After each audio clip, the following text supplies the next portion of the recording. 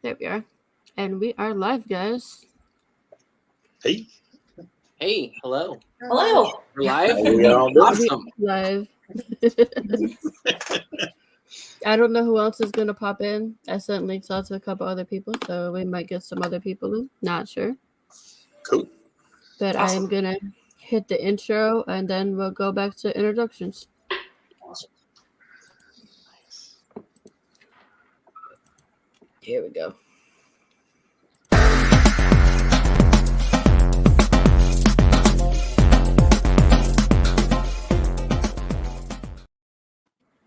Hello, everyone. I am your indie princess, Lola, and I am the EIC over at indievault.com. I am the owner of Shocker Comics, LLC, co-owner of Last Call Comics, LLC, and yeah, I do help out with Liberty Distribution and a whole bunch of other stuff. So that is me. And Laura just got sent to the printer, guys, so I'm happy about that.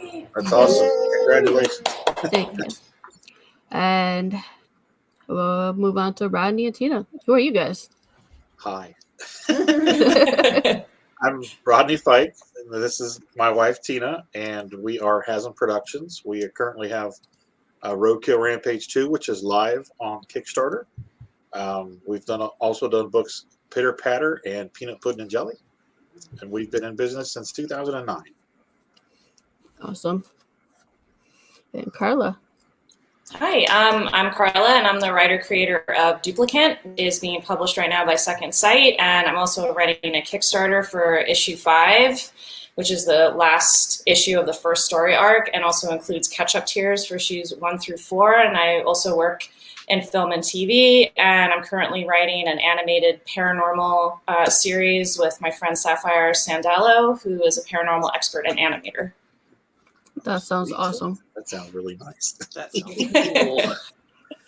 Great, I gotta follow that up. No pressure.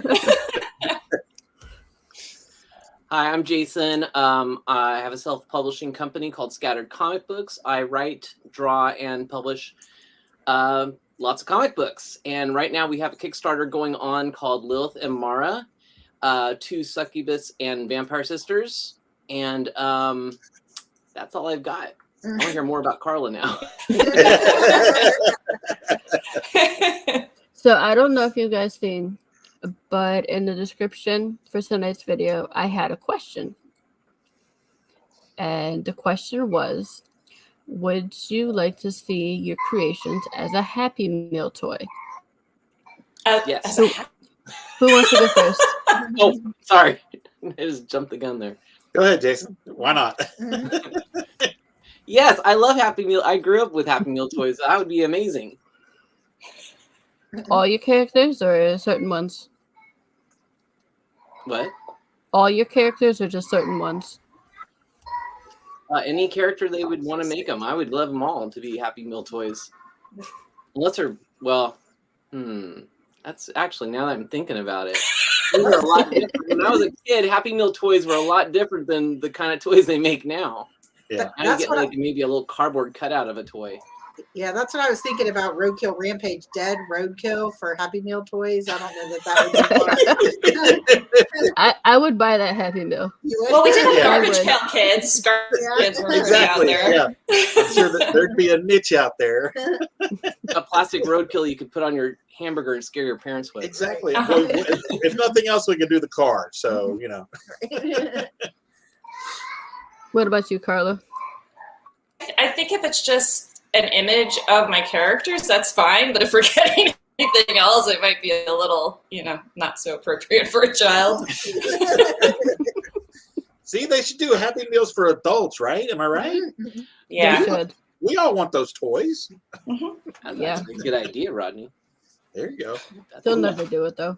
There we go. No, they don't. We can. Let's see. We got Pops in the house. What's happening, Pops? And we got Jonathan. He said, who wouldn't? Who wouldn't? Yeah, for real. I don't know. I don't think I could make Lore into a Happy Meal toy. Go for those adult Happy Meal. That wouldn't work. the Happy Meal after hours. Yeah, I mean, what am I Yeah. going to include? Some handcuffs and some rope and stuff? You can't buy it till after 10 p.m. It's like And those only milk with packs ID. they got at Jack in the Box. Yeah, only with an ID. That's good. I mean, they make those kid police officer toys. I mean, they can throw some handcuffs in the Happy Meal, and you know what they could do though when McDonald's takes over your property or they pick your property up, they're gonna make it toyetic. Because you guys remember, like, we grew up in an era where they would have an R-rated film, and then that summer would have a children's television show for it. Like Rambo had a cartoon series. Oh, it did. Right, Oh, wow. right. Yeah. And so either they knew kids were watching Rambo, and we were, let's not lie, or they did that shit on purpose. So I mean, imagine Lure, the child version of it, Lola. It would be, these kids get invited to a party. They just want to hang out and be with the cool kids, and they get there, and now there's drugs and bullying. There's Mr. Joseph wants to take you back to his special room where special things happen, special people. It's this one big, after school special. By the way, I'm sorry I just popped in like that. I was trying to make it to my computer. Yeah, I mean, I could add the key in the ring. Yeah. There you go. I mean, remember Best Buy gave out Phantom rings when that movie came out. All you had to do was go buy some. Marvin. Sorry. Marvin's a comic book writer. He has the edge with Second Sight. We both are with Second Sight. Oh, sweet. Yeah, Hey, Marvin, how you doing, awesome. buddy? Little cartoon. Hell yeah, yeah, see? By the way, I'm sorry, Lola. I just popped, like I said, I popped in. My name is very ignorant. You were fine. I was waiting for you to pop in. While you're talking, though, introduce yourself. Oh, okay. I'm very ignorant. I'm the founder of Indie Vote Media LLC. Been making comics since 2008. Been a publisher, been a distributor, been an artist. All those cool things. I do it all. Not particularly good at any of them, but I do them all. So, they never told me I had to be good at any of it. So Just I a can do one that. No desire. problem. I see your art. You're good. Hey, give me a month. I got you. Oh, you want to fly? Oh. But yeah. Happy to be back. Had a con this weekend. I was terrified because had a series of panels to do, and I looked on the list of people that I was moderating for, Lola, and it was freaky. There were people that I knew, and that was fine. But there was also Bob Hall was there. Bob's drawn a lot of Marvel stuff. Yes, he has. What convention was it? Grand Rapids Comic Con. Oh yeah, Grand Rapids Comic Con here in Michigan, and it was a great show. But let me tell you, the theme for Bob's panel was Marvel in the 70s and 80s. Oh, sweet. And my wheelhouse. Right. So we sat down. We had a nice table. We had plans. Let me tell you something. I had plans, and Bob laughed because he had plans. There we go. Yeah, there you are at the show. Nice. That's very And nice. Bob, he said, "Well, can I stand up?" He's an older guy, and I'm like, "Oh, you got this nice recliner here for you, Bob. Don't you want to, sit here?" At this point, I'm giving him like you kind of give him that, that relative that comes over Thanksgiving. No, Grandma, this is your chair. You sit here. And he wouldn't. And he says, "By the way, can I have the mic?" So he takes a mic, and this man is holding court. You hear me? It was the easiest panel I've ever moderated, ever. Yeah. And he told us about so much. And he really didn't so much. He talked about Marvel in 7, but he said something that I think everyone needs to hear. And this is Randy's not here, so he can't stop me from saying this. But a guy stood up and said, "Hey, what do you think about all the stuff about Stan Lee and Jack Kirby, since both were passed away now? A lot of stuff has come out about Stan. And what do you think about?" And you worked on the Stan and you worked in the gym shooter. Who was the best? He said, "Well, you really can't compare them." He said Jim was a great guy. You know, he was dedicated to comics. He lived to eat and breathe comics. He was good to work for. He said Stan was full of energy. He said, but there were two things he remembers from Stan. Every time he met Stan, every time he'd go to the office, which was frequently, he said Stan would have a napkin on his head, like a big napkin. And he would always wonder why. And he started to notice it was covered in blood, like little blood spots. And it was because Stan had hair plugs put in.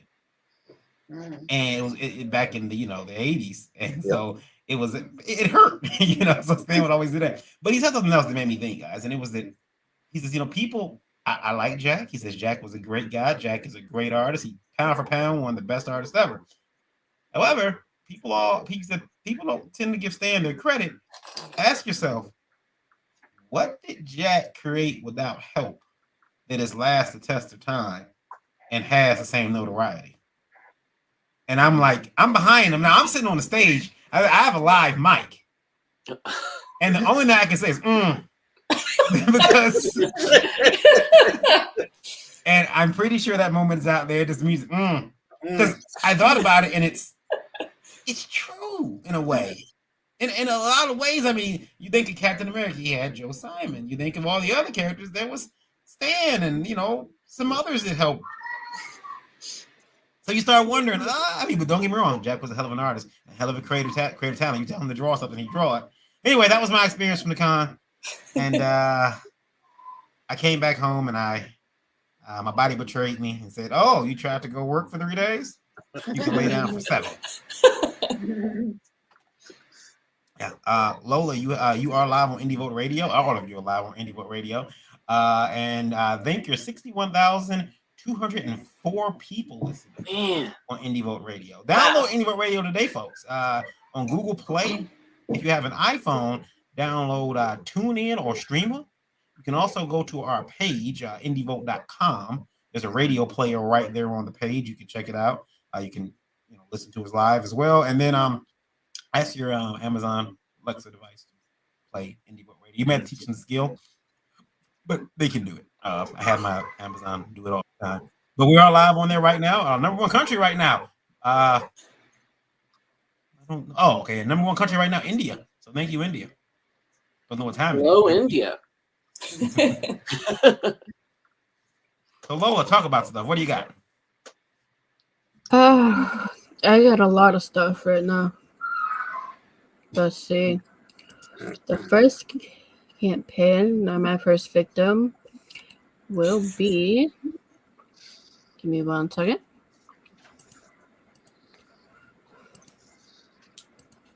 I always advise people to go over to from Indie Vote Radio. The links for the campaigns are in the chat. So if you go over to the Indie Vote YouTube page, you can find the links to these Kickstarters and Indiegogo campaigns all in the chat links. Also, keep in mind a lot of people are shipping worldwide now.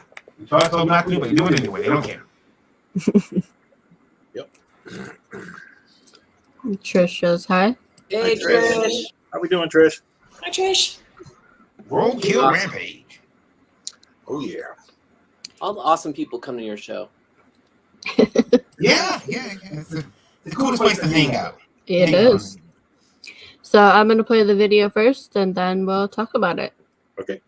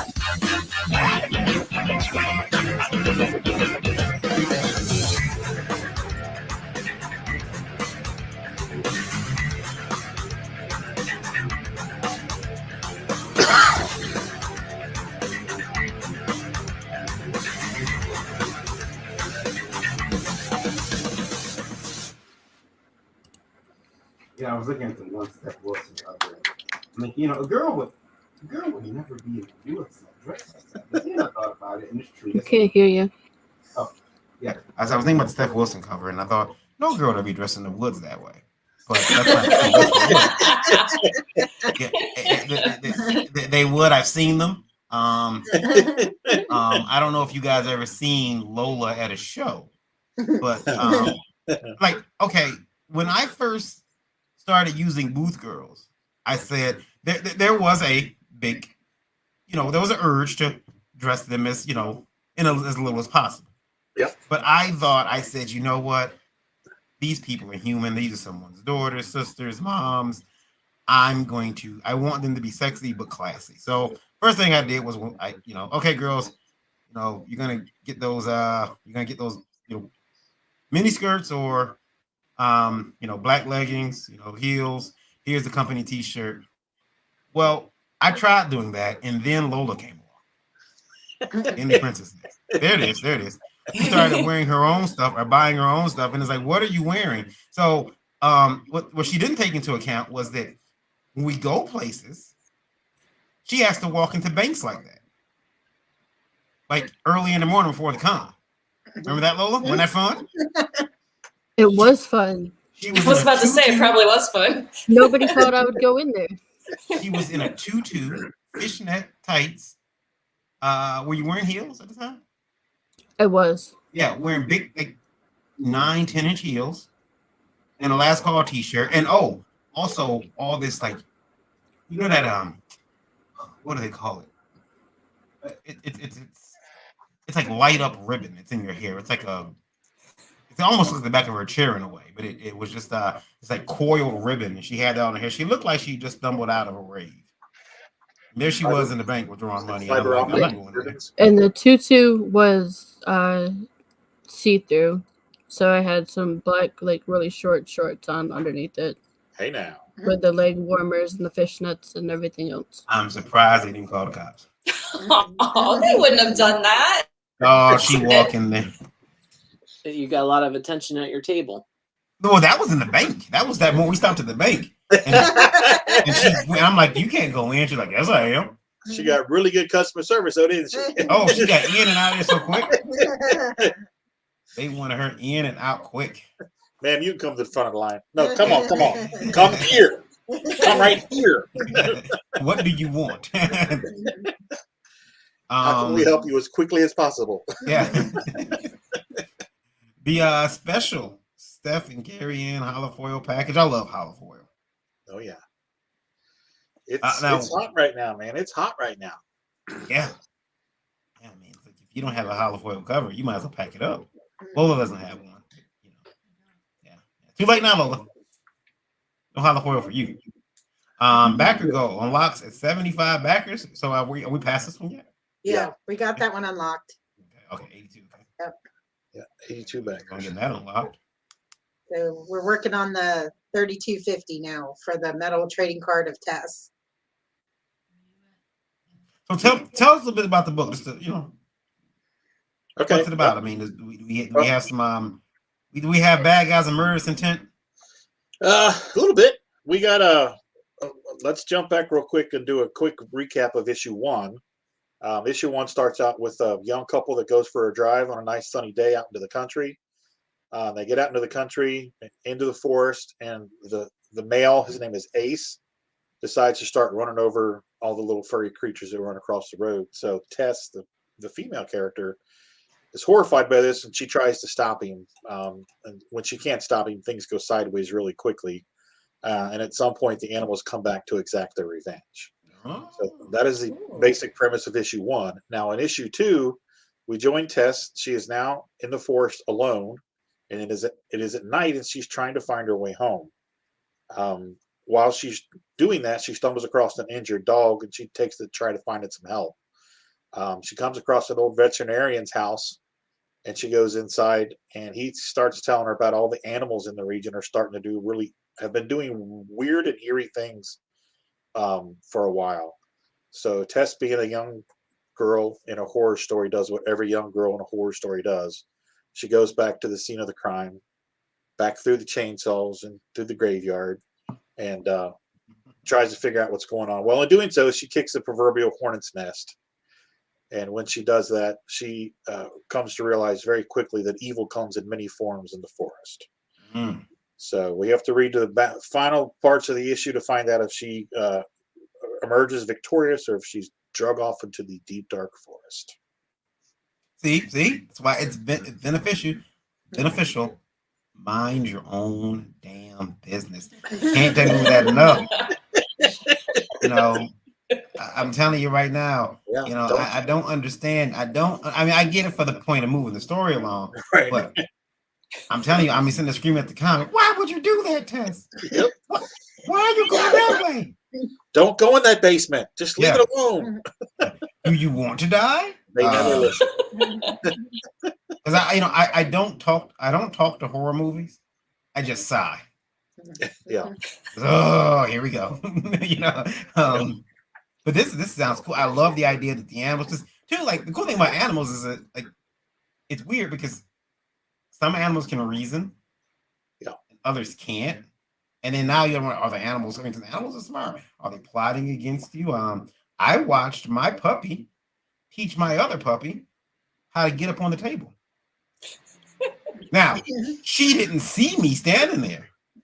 And when she turned around and seen me standing there, she lunged herself off the table.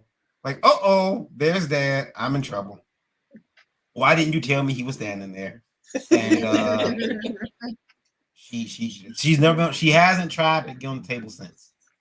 But yeah, she learned she can hop on the chair and from there get on the table. I don't know how long she's been doing that. But, very smart. Very smart. Imagine that. That's true. Well, the thing with these animals is you don't really know what their deal is. Mm-hmm. And issue 2, it's kind of my setup issue for issues 3 and 4. So you get a lot of chin tickling in issue 2, which was kind of my intention. Mm-hmm. Raising a lot more questions, a lot more scares. But it's fun. So you guys will enjoy it, and you're going to be yelling at me for when's issue 3 coming out. So good problem. Good thing. Did want to, and then this looks. Can you scroll down a little bit more? I'm looking at all the covers you got. Pretty sweet. Oh yeah, we got some nice covers. Now, how did that cover go for the 48-hour? It looked like you had one just for the first 48 hours. It did okay. I mean, yeah, that was something new we tried this time. I don't know that I would do that again. That cover was Eamon Hill's cover. Eamon Hill was the artist for issue 1, and Sean Langley is the artist on issue 2. Oh, nice. And we got Eamon to come back and do a cover for us for the Kickstarter. So very happy with it. So yeah, we've got Eamon Hill, Sean Langley's, I call it the alpha cover. Sean Forney came back and knocked out another awesome cover for us. And then we have Andre Ausch, who is pretty big in the Marvel trading cards arena. This was actually his very first, right there, cover D, his very first variant cover. Oh, that's nice. So we were very happy to be his first, help him break his cherry there. And then we recruited Steph Wilson to come on board and work his magic with the character, and he did. I think I'm just gonna grab that one anyway. Yeah, we're very happy with that. Love Steph. Yeah, Steph's a great guy. So, Gary's colors are amazing. Yeah, and it's I seen it said Iman, and unfortunately, my mind, whenever I see Iman or Amon, my mind automatically goes to Amon Doyle, who was Amon Doyle is the most bitter singer that I have ever experienced, ever. He made a whole album full of heartbreak. I don't know what this girl did to him, but every song was pure venom. Have you it heard was to of the point Tom? where I was like, "This is." We weren't saying toxic back in what was it, 2003? But have you heard of Tom Waits? like this CD couldn't come out today. I mean, if you guys look him up and look up his hit song, you'll be like, oh, this song, I remember it. This guy is full of. So when I see Iman, I'm like, wait a minute, is he drawing now? But different Iman. This Iman actually has skill. The other one just cussed a lot in his albums. A woman who was I like finally those with another pins. man by that point. Oh, thank you. What are those? Are Those are mini enamel pins. okay? They're the bats flying in front of the moon. We have two different versions. We have the blood red version, and we have the gray moon. Mhm. Yeah, I like those. Don't worry, I got you one. Ah. There you go. He loves pins, so anytime I see a pin on a campaign that I'm backing, I get the pin. Well, I get them for the indie Volt, the raccoon hat. But, There you go. All I right, may have to retire the I raccoon. make pins. Oh, you got pins of that one too.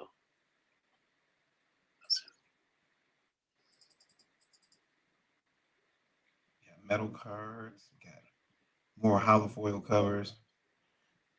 And are you shipping this worldwide? Yes. Yep. Yes. We ain't scared. Mm-hmm. We might be dumb, but we ain't scared. That's Yeah, I'm gonna get- doesn't do the I'm gonna international. get an email from Yeah, Tina. yeah. It's gonna be like, really? People I from just looked Australia? at her over on her side of the studio, yelling and complaining about what they want us to do. What? Yeah, this is Rodney and Tina's campaign for Hey, Del Roadkill Usman. Rampage. Hey, Del, this is Roadkill Rampage #2 is currently live on Kickstarter until Friday at 8 p.m. Del, right? Steph Wilson is everywhere. Yes. That's what I was just thinking. I'm like, man, there's not a campaign I don't see on these shows that Steph's not got a cover on. He is taking over the world. Yeah. Got a The great lot of thing different. too, Steph, is he also promotes though everything he Yeah. does something Yeah. for your book, then he also promotes for you, which is just it's like Yeah. gold. So Yeah, you're right. That's worth its weight in gold alone.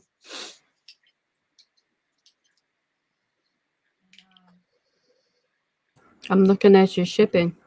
Are you using Gemini mailers? Oh yeah. And we used your discount. For anyone who doesn't know about our discount, if you want to get a 10% discount on your Gemini mailers, use the code VOLT10. It's VOLT 10. Save 10%, 10%. Thank That'll you buy for you that. a cup of coffee. No, it actually saves people lots of money. I mean, if you're about to order $400 worth of Gemini mailers, you're about to save some money at least. So yeah, you can- We have another box. Sweet. Sweet. Right on. I'm all about saving money. oh yeah. Oh yeah. And the Roadkill Rampage folks over on Roadkill Rampage #1 and 2 over on Kickstarter for 46 more hours. Yes. Nice. So you don't have long, folks, but you know you pretty much got 3 hours to go over to make this happen. I know it says 46, I but might do it during the show here. yeah, We got to help them get their next stretch goal. Yeah, Yeah. 3250 unlocks that final the trading card, the metal trading card of Tess, who is the main character in the story. So basically $200 more. Yeah. We need to get them $200, guys. We can do it. And it is a 4-issue miniseries. If I didn't say that already. very There cool. you are. Okay. And how many pages is this one? This one's 24. Okay. Cool. Links in the description of the video, so you guys can go check it out and go get yourself a copy of Roadkill Rampage 2 today. And links are in the chat as well. That's right. Awesome. Thanks, everybody. Question from Indie Vote Radio, and this is from this is from Michael. Michael wants to know. Okay, I'll read it. I was finishing up my campaign fulfillment, and had a great time doing it. It was really pleasurable getting all of those boxes out of my living room into the mailbox. Yeah, I imagine so. Imagine my surprise when 3.5 weeks later, I was served with a notice. What? Inside of my campaign, I had offered a free Hot Wheels car that was the character's car from the comic.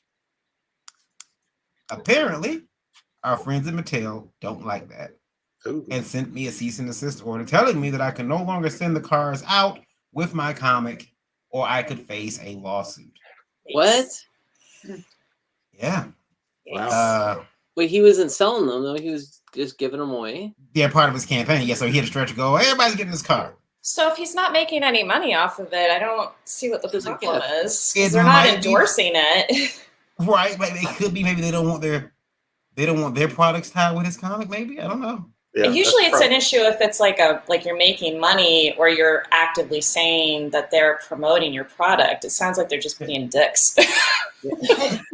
Basically, it's I got a ton of cars. Hot Wheel, Johnny Lightning, a couple other ones. What is it?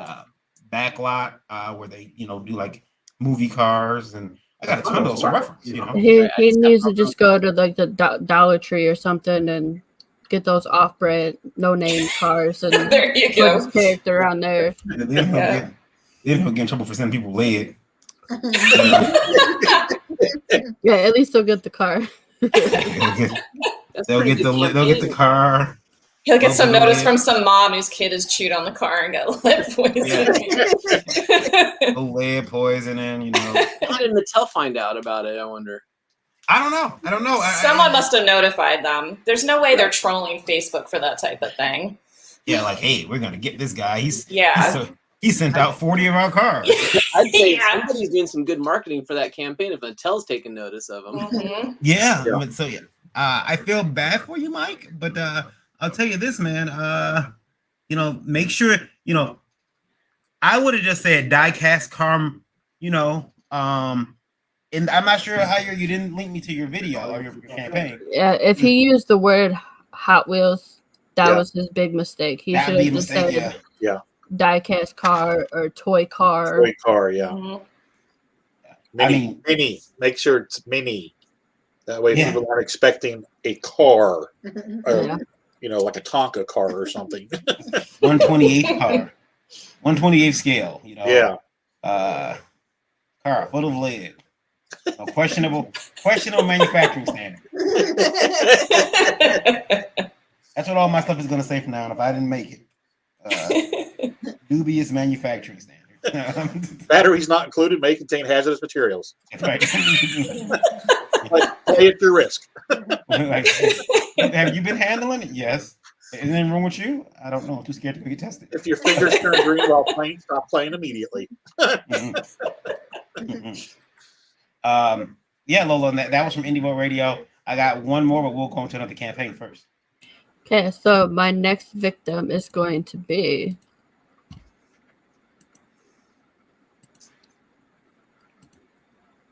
there we go.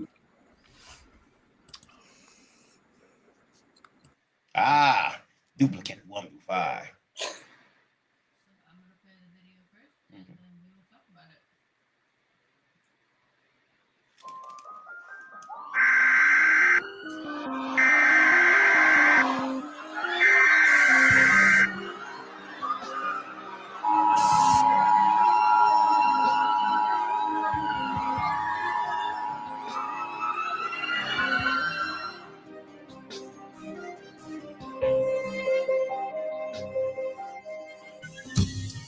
Hey everyone, thanks so much for coming out for the issue 5 Kickstarter. This is the last issue in this particular story arc of Duplicant. Duplicant is set in the future during a pandemic of organ failure and focuses on the scientist who creates these duplicate organs and becomes a victim of his own technology. There's going to be 34 pages of jam-packed action in this issue.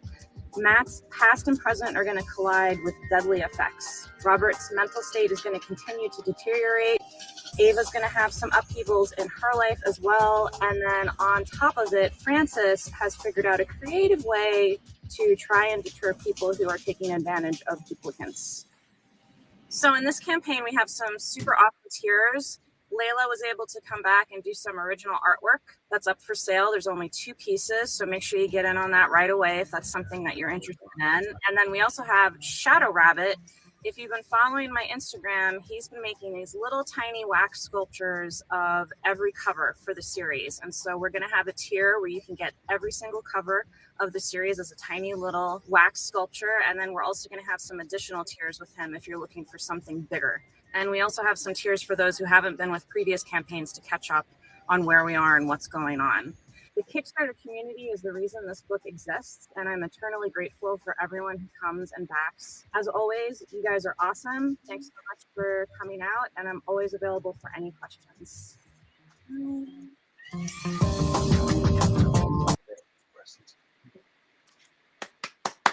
All right.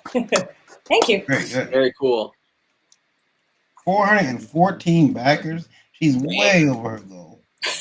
Yeah, this is the most backers I've ever had, and I've had such a chaotic, like, my life has been so chaotic lately. Like, I had to bail on you guys last minute last week because I had a medical emergency come up out of nowhere, and I ended up like just stuck in bed for the rest of the night. And then my grandfather broke his leg like right before this campaign launched, so I ended up launching this from his room at the hospital.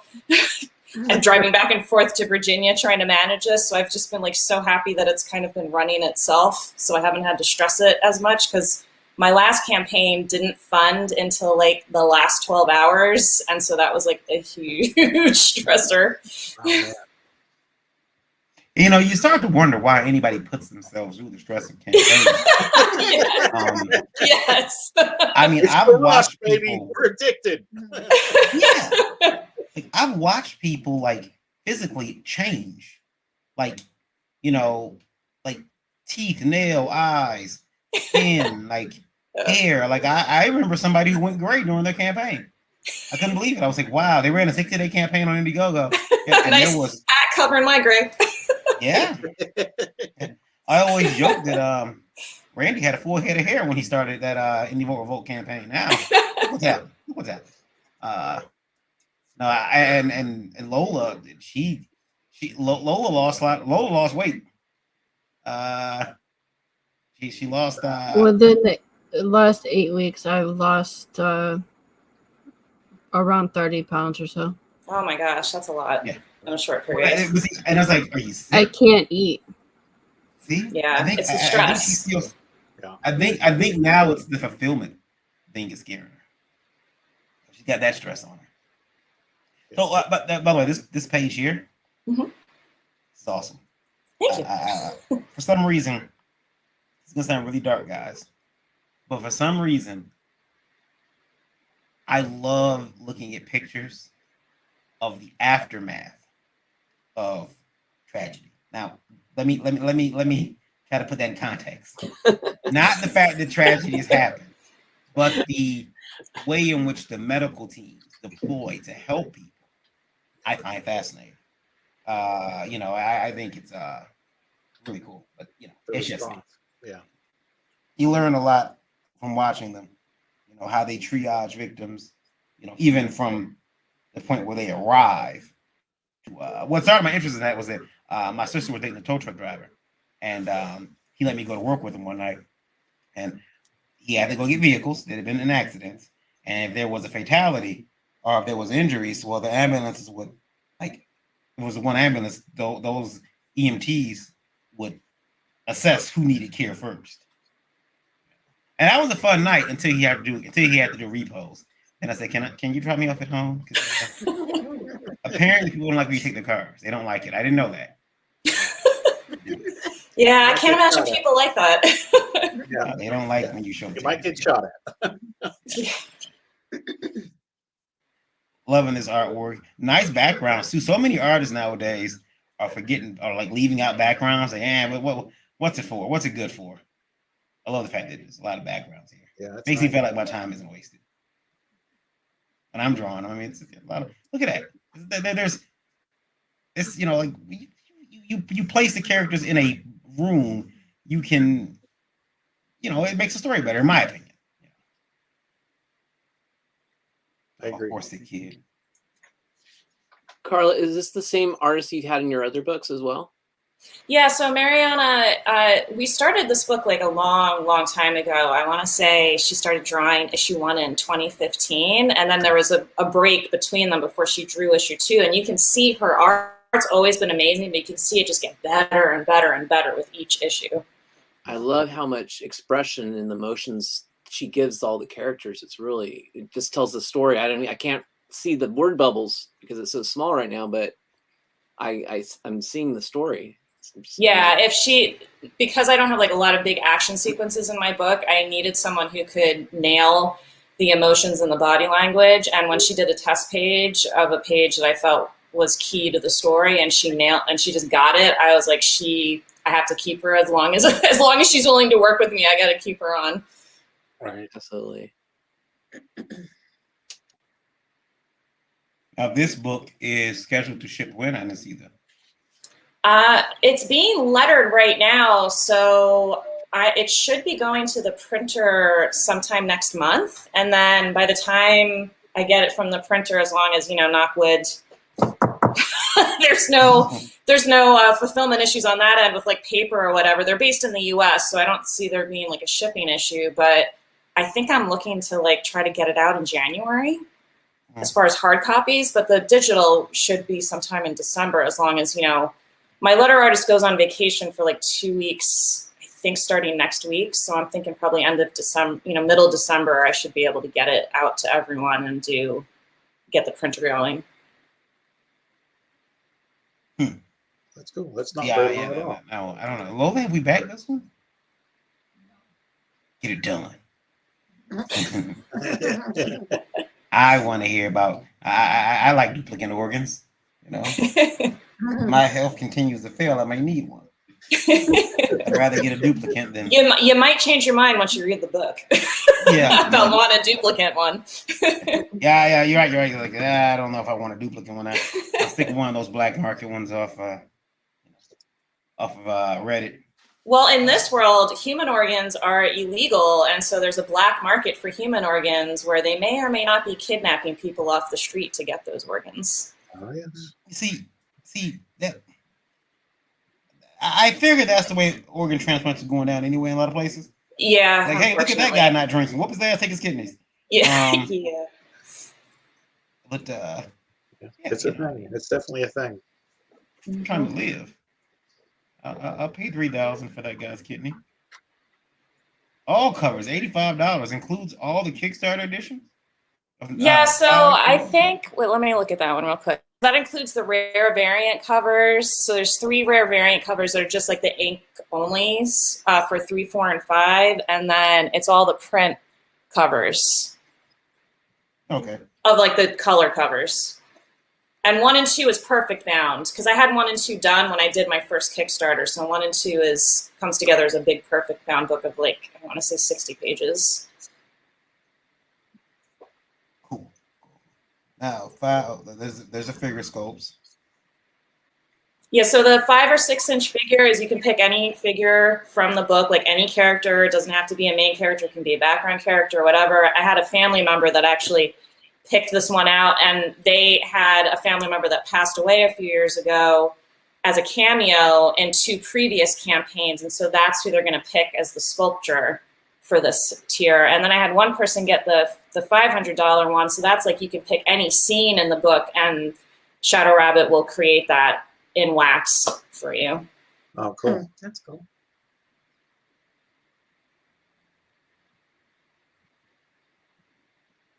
And that's my fabulous team that I'm very lucky to have. Especially Layla, because she's so big right now. She's doing such big projects. She just did like Wonder Woman, and she's constantly busy. So I'm happy that she continues to do stuff for my little book. That's awesome.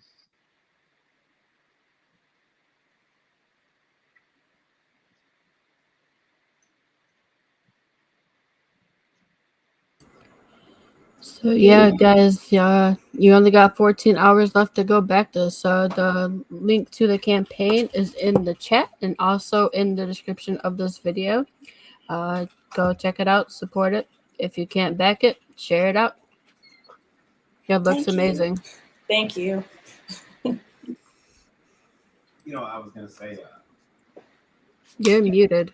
I was gonna say. I was looking at the cover though. The one first image she put up for. On the video screen there. It really reminds me of a Mike Turner piece, like kind of Witchblade-ish. With the. This kind of reminds me of that. Soft line. Yeah. Well, and funny enough, you mentioned him. Is I'm friends with Vince Hernandez. He was he worked with Mike Turner. He was my editor on issue 1 of Duplicate, and he was a big reason that Duplicate even came to life. Josh, who was their letter artist at Aspen, did the lettering on the first issue and did my logo, the Duplicate logo with the little lungs in it, before he got hired over at DC and couldn't do outside projects. And he's the one that hooked me up with Carlos, he did the lettering on issue 2 forward. I was a big Mike Turner fanboy growing up. Still am. Oh, yeah. And I remember like following him around from con to con, just kind of like sitting at like hovering by his table, hovering by him, and it got to the point where he knew your name. Yeah, he knew my name. That's He also nice. got me for $50 in New York at a pool, playing pool. I Very did not cool. know Mike Turner could play pool like that. Oh yeah. It was the first New York Comic Con, and he whooped my ass. And I'm like, oh, Mike Turner's a shark. Well, I don't think there's anything he couldn't do. I mean, he was a phenomenal writer, artist. He was a surfer. He shot pool. Everything he did very well. So Yeah, and I say this, and I sometimes I get emotional. I tell her, we'll see what happens this time.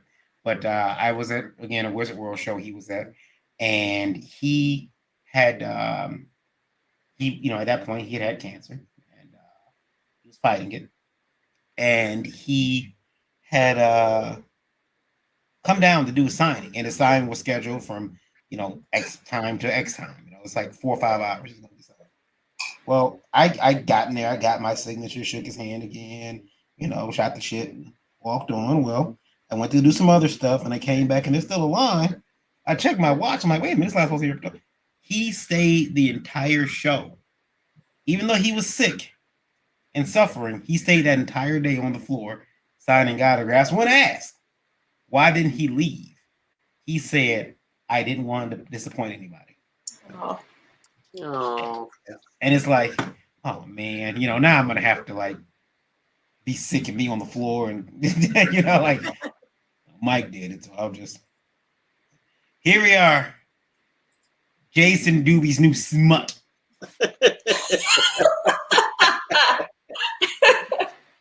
Vampire. I love Jason's work.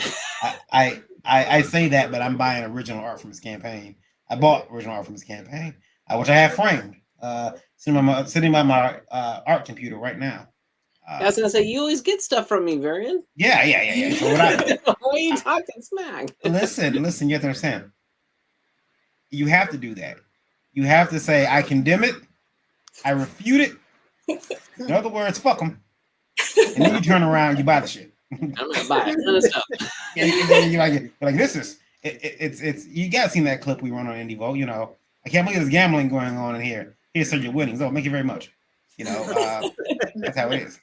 That's fine. You can talk all the smack you want then. Oh yeah. I'm gonna buy stuff. Here we go. Lilith and Mara, Sisters of the Dark. Tell us about it, sir. Actually, Lola, play that video first. Yeah. Are you afraid of the dark?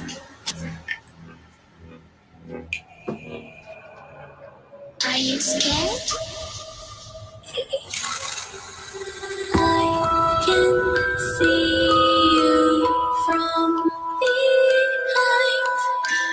You can hear me in your mind.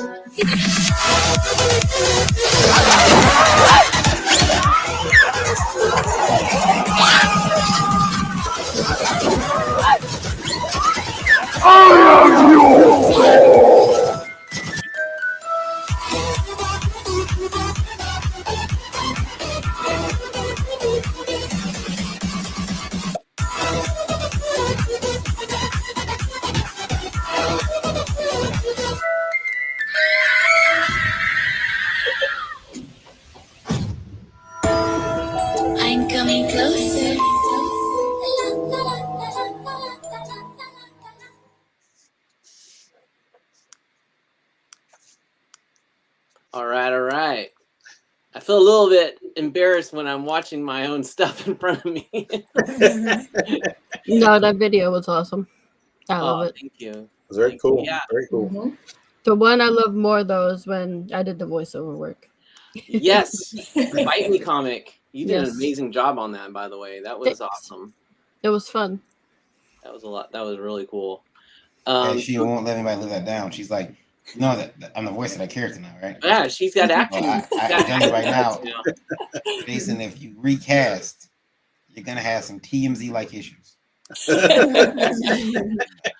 Well, Jason like, Doobies. I need some money now. Yeah. The first one's free. Yeah. Jason Doobie, it'll say snubs Krysta for returning for voice of Lilith and Mara. Lola outraged, considering legal action. No, it was awesome. She did such a good job. Tell us So about this one. about my campaign, Lilith and Mara is basically these are two characters from some other comic books I've done, but I've never really gave them any kind of a spotlight. They've always been kind of background characters. And then when I started developing my series Shadowhunters, they actually are a big part of what's going on in that series. And I thought, this is a great time to just take a second and sit down and write out their origin, their story, and why things are happening in this other book and why they're such an important part of that. And so it's kind of a self-contained story, but also it's part of a much larger epic storyline. But this focuses just on the two sisters, and you find out that even though they have a human mother and a demon father, and they were raised in hell, basically we call it the dark. When they start becoming of age, and for some reason in my comic books, everyone, when they turn like into 16 to 18, they all start either harnessing their powers, or they start realizing they've got some greater purpose or something. I don't know why I always choose those ages, but I guess there's something about that. But so I call it the age of becoming for them, and they realize they don't actually have to be demons, even though they're part demon. They don't have to just embrace that part of themselves, and so they start learning they have a humanity inside of them. Their mother's humanity is in there. So anyway, without giving away the storyline, that's kind of the backdrop of it. Of course, there's a lot of action and a lot of half-naked supernatural entities. There's a little something for everybody. Good story, good visions. The covers are beautiful. Yeah, the one you're seeing here in the regular edition one, those are both done by Summer Dale. She's an amazing artist. She's got like a painterly type style, which is just incredible. Yeah, it's gorgeous. The next two covers you're going to see are by Noel Serrato. He works on a lot of different books. Right now, for my company, he's working on one called Blinth, which focuses on the Egyptian cat god. But he's got such a great, fun style as well. And I think his two covers are actually the ones that are selling the most. I think second to Steph's, of course, which you'll see in a minute. Steph's returns. This one I drew. Nice. I actually was drawing this while I was hanging out in another YouTube show, and I was just drawing this to have something to do. And then it came out so good. I'm like, hey, this could be a cover. So that one's my art. And then there's a foil cover of my art as well. I think each of us did like 2 covers each. And here's Steph. Yeah. You can know Steph. There it is. Yeah.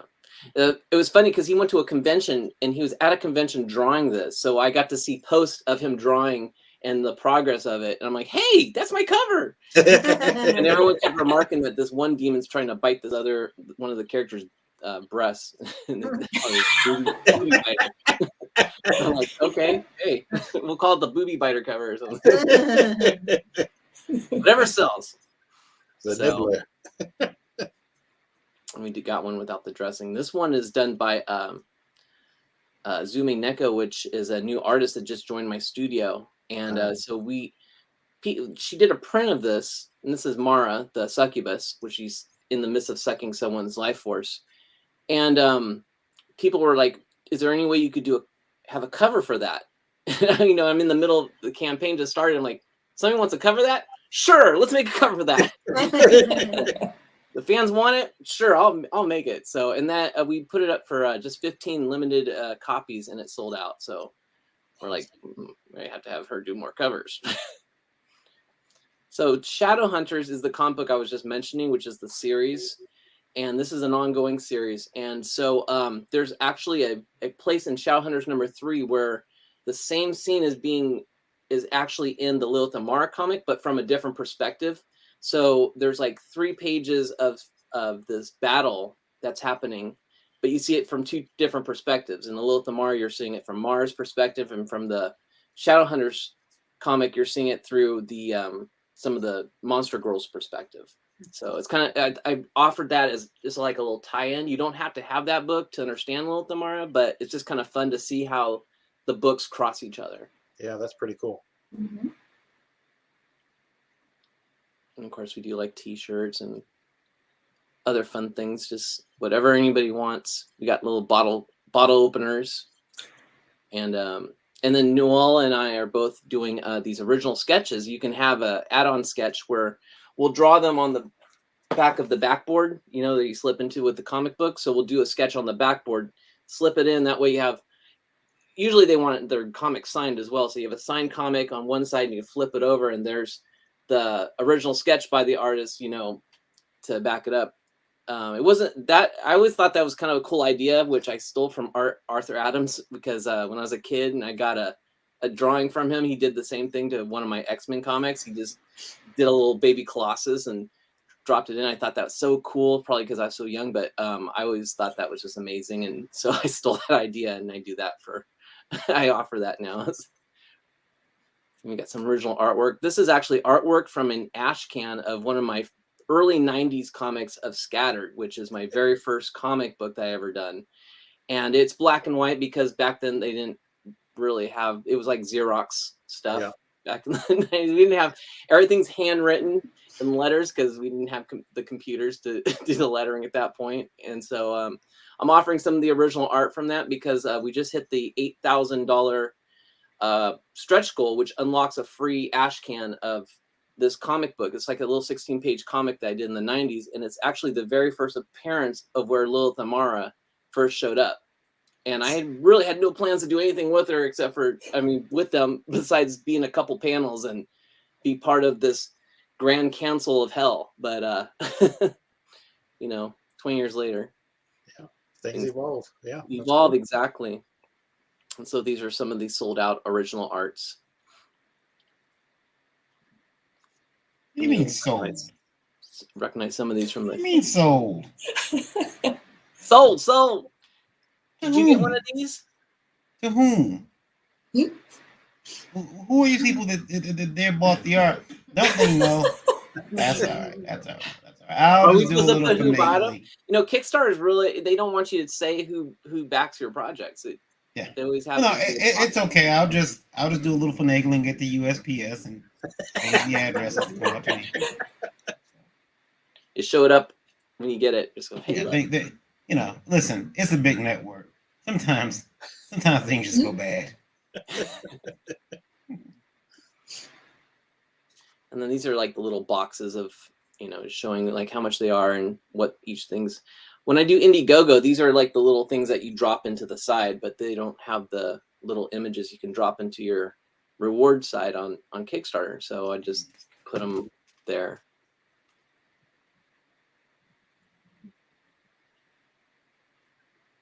And these are all the stretch goals that were unlocked so far.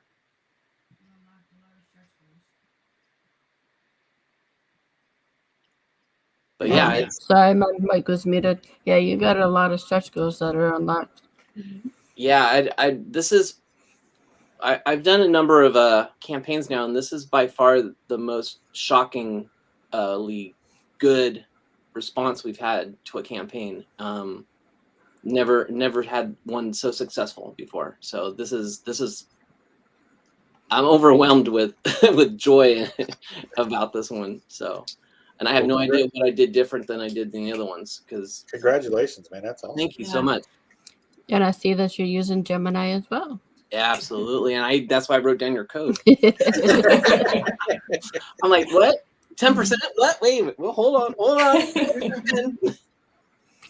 And so you have 17 days left. Yeah, 17 days, and we're actually really excited because it's not a stretch goal, but we're taking advantage of the whole Thanksgiving Black Friday kind of thing. Mm-hmm. And on we're calling it Red Friday, and we're going to just unlock some special goodies that we have surprises for. So Nice. we're trying to just keep it fun and exciting throughout the whole campaign.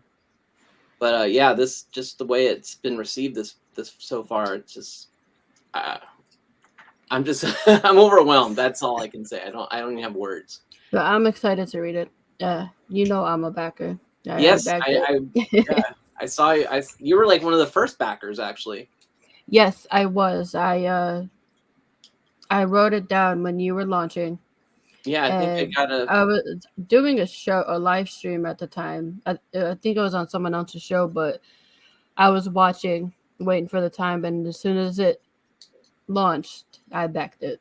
Yeah, I was doing a live show when it launched, and I was doing original sketches for everybody that backed it. As they came in, for the first 10 people, I was doing a sketch. Oh, that's cool. And so I was That's like, very cool. oh, I know her. All right. Nice. That's a good idea. That is. Yeah, it's fun. Yeah, I love your artwork. When I first saw your artwork on the Art of War show we had, Yes. I had to have that piece that you drew. Yeah, I've heard you were a fan, so I sent it right over to you. It was awesome. No, thank you, Sue. So yeah, guys, go check out that campaign out. You have 17 days left. The description is in the chat. The link, I'm sorry, is in the chat and in the description of the video. So 7 short days. Dun. Last question from IndieVolt Radio. I know you're reaching the end of your show, Lola, but I want to toss this to the folks. So yeah, we got a email here from Philip, and Philip says he's pretty pissed. We should admit that. He's having an issue where he's having an issue where he discovered that I should read it. Okay. I try to paraphrase and then I realize I have to read it to give you guys the whole story. I received an email from a fan of my work 4 days ago. I was really excited as the guy was asking me questions about the future of my story. Back and forth, this conversation went on through emails for about 3.5 hours. I gotta tell you, I was on cloud 9. Which I think is, imagine someone writing to you, "Hey, Rodney, Tina, your story is great. I'm a big fan. I've been reading. I picked up all 3 issues. Hey, is this gonna happen in issue 4?" Because we will talk to that person as if they are our dead grandparent. Oh my God! Let me send you something, you sweet angel. You like my stuff? Are you married? Do you want to get married? We actually had that happen with our latest issue of Pitter Patter. A lady messaged me on Facebook and said, "Are you a fan of Animaniacs?" And I said, "Well, yes, I am. Actually, Looney Tunes was a huge influence on me growing up my whole life." And she said, "Well, my husband just wants you to know that he loves. He can tell he loves the book." And I was like, "Well, awesome, that's great." So, oh wow! About an hour later, she responded back. Is that the good feathers on page 15? And I was like, yes, it is. I put them on the roof of one of the buildings, all 3 of the pigeons. But it was nice for somebody to notice one of those Easter eggs and send me an acknowledgement and a message. Yeah, that's really cool. I was like, yay! It didn't go so well for Phil here because he says after the conversation was over, I thought about sending the guy something nice, like a card or a drawing. And I asked him, "Hey, where did you pick the book up at?" Now, he told me which con. I'm not going to say the name of the con. He told me which con he picked the book up at. And I was a bit confused as I had never gone to that show.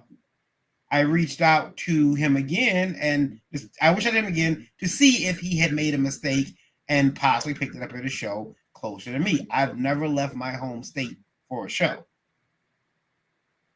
He swore to me he had not. He's over 7 hours away from me and does not leave his state to go to Comic-Cons either. So how he got my book from me in Artist Alley is anyone's guess. My fear is that someone is printing my book at my printer and cutting me out of my money. That's from Phil.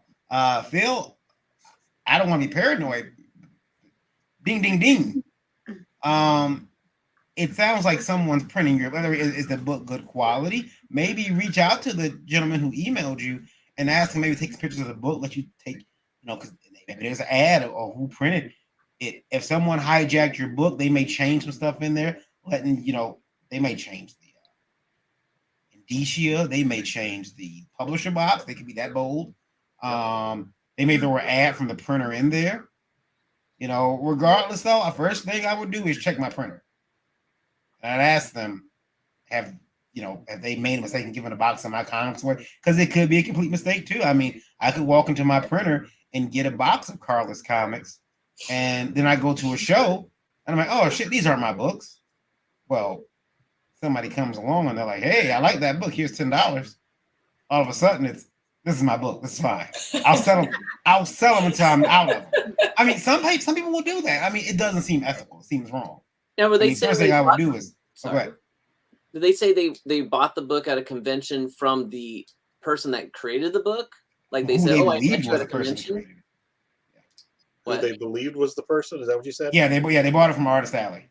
They thought it was him. They bought it from, and turns out it wasn't. So I wonder, does he have his book up on Comixology? Because I think that's another way it could get spoofed and just sent to another printer if the person's, That when you send out, I'm worried because I did a PDF tier for my campaign, and I've heard of people taking those PDFs and printing them out and selling them. Well, that's because you got a couple of asshats who send out high-res PDFs because they won't take 5 minutes to look at Google to see they can't read, so it's okay. But look at Google and say, oh, okay, this is how I send out a low-res, PDF that is great for reading on phones, tablets, computers, but the second you try to print it, it looks like a muddy mess.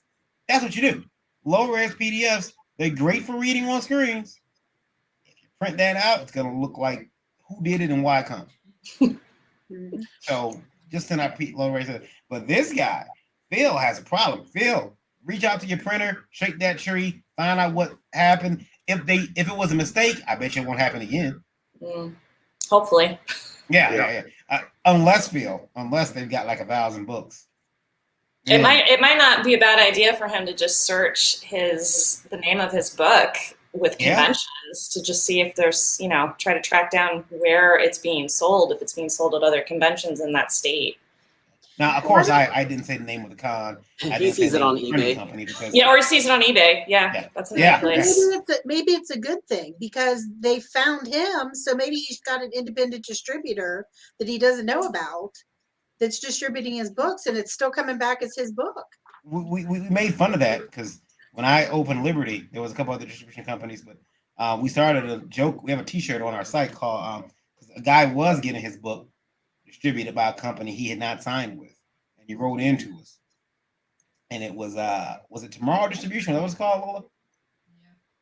We made a shirt because it was a fly-by-night organization, and we made a shirt called.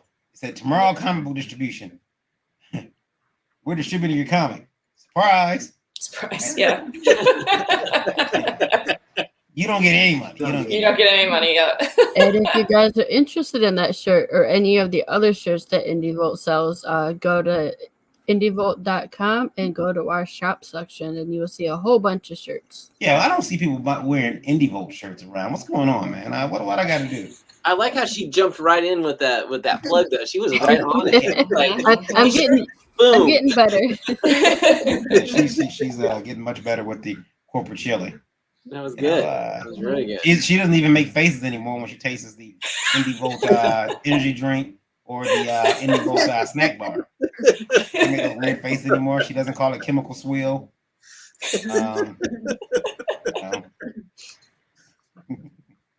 Lola, you reached your hour, man. Wrap your show up so you can go get some sleep. I know you got a big day ahead of you. Yeah. So yeah, we're gonna start with Jason. Where can everybody find you? So right now I'd like everyone to find me on my Kickstarter campaign, Lilith Amara. Go check it out. There's at the very bottom. There's a YouTube link to my YouTube channel. I do a weekly weekly live stream where I'm drawing live with everybody for an hour, just having a relaxing Friday, having some beverages of whatever you want, and chilling out. So I hope you guys want to join me there. But if you're on social media, I'm on Facebook, Instagram. Just look up Jason Dube, you'll find me. Or you can just check out scattercomics.com, where you can see mine and all the other cool creators at Scatter Comics and what we're doing. Awesome. And Karla.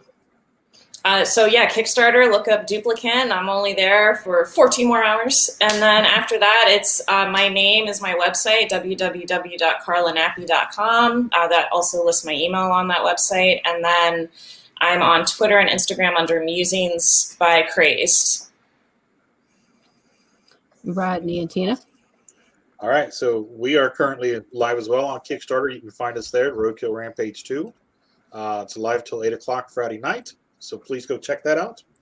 And you can find me on Instagram, Rodney_Fike there. Facebook is Rodney Fike Art. Also Hazzum.com, that's HAZZUM.com is our website where all our books are available. I also do a Thursday night throwdown and Friday night draw with Sean Forney, where we at 8 o'clock Eastern, where we work on commissions and artwork and talk all things nerdy from 8 to 9:30.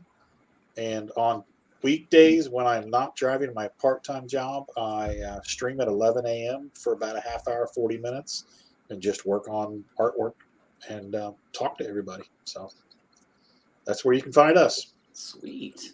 I'm going to check out your show. Awesome. And my better half. Oh, yeah, you guys can find me. Well, I don't have a Kickstarter, Indiegogo, or anything going right now. So go to indievote.com, go to the shop, buy those shirts. Send Super Chat 10 here to Indiegogo. Anytime, send us Super Chat 10. We'll read it. You can join the channel memberships as well. We're going to do so much over there. We're going to do trading cards for that.